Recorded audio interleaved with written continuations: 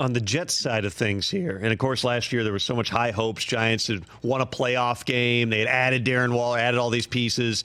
Everything there kind of goes sideways early. Saquon gets hurt. Line's banged up. The Jets lose their quarterback on national TV after 4 snaps. Aaron Rodgers is back. This feels like 2024 is more or less the redo of 2023. There have been some changes on that team. There was a lot of surprise, I think, at least among fans and certain media members, that the Jets go Olu Fashanu, not Brock Bowers, with their first-round pick after doing the swap, moving down to 11 with the Minnesota Vikings here. What in your mind, and based on the people you've talked to, was that pick for the Jets all about? Why did they decide adding another offensive lineman in the same offseason where you added John Simpson and you added Tyron Smith? Why was this the right move? I was confident in very little going into this draft. The one thing I was confident in was that the Jets were not going to take Brock Bowers. Part of that was what we had kind of heard behind the scenes.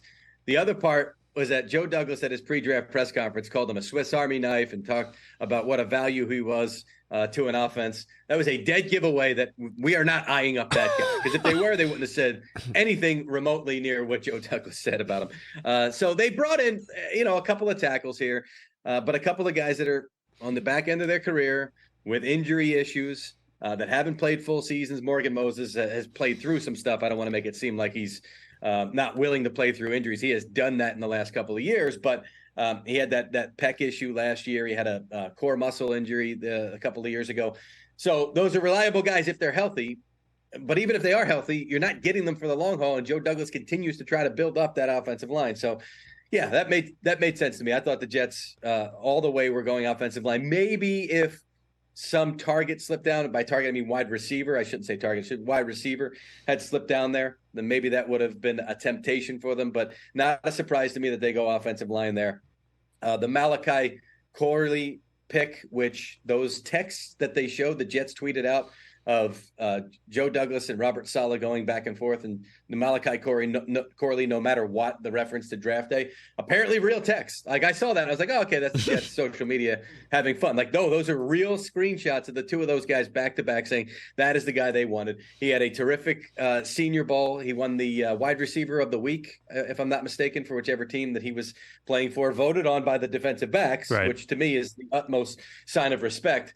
So he had a good pre-draft run-up. He's been compared somewhat to Deebo Samuel. He seems like a weapon in that regard. So, should be fun. Let's see this Jets offense for more than, 4 plays. The video the Jets put out of everybody getting on the phone with Malachi Corley, and one after another, Joe Douglas, Robert Saleh, Nathaniel Hackett, they all say, hey, come here and keep playing angry. We want to see that anger come out on the field. You mentioned Deebo. Yeah. He doesn't physically look like Deebo. Like, he's not as big and as jacked of a guy. But you watch his play style, the highlights. I mean, he initiates contact out here, and Robert Saleh, of course, was with Deebo in San Francisco. It makes sense that they think add a tone setter to that room. They kind of hoped Allen Lazard would be that guy. That's why they paid him, besides the fact that he was friends with Aaron Rodgers. But in Green Bay, that was the guy who would dig out a safety, and he was the big, the physical guy. By midseason, he's a healthy scratch because he's not doing those things. Bring in Malachi Corley to maybe push some things forward here. And I imagine that if you're thinking about where the Jets are going to throw the football this season, Mike, you have more options than you did a year ago, presuming that Mike Williams' rehab stays on track here. Yeah, Robert Saleh, hold on. What is this? Hold on.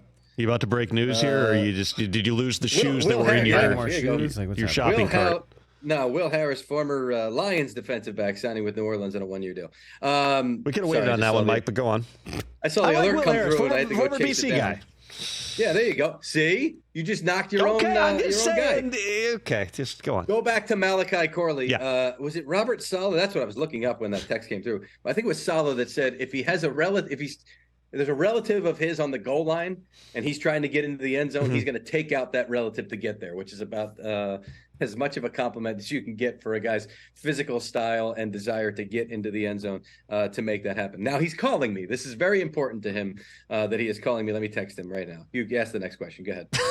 Mike Garafolo, NFL Media Insider. Catch the Rich Eisen Show every single day on the Roku channel, 12 to 3 Eastern, for free.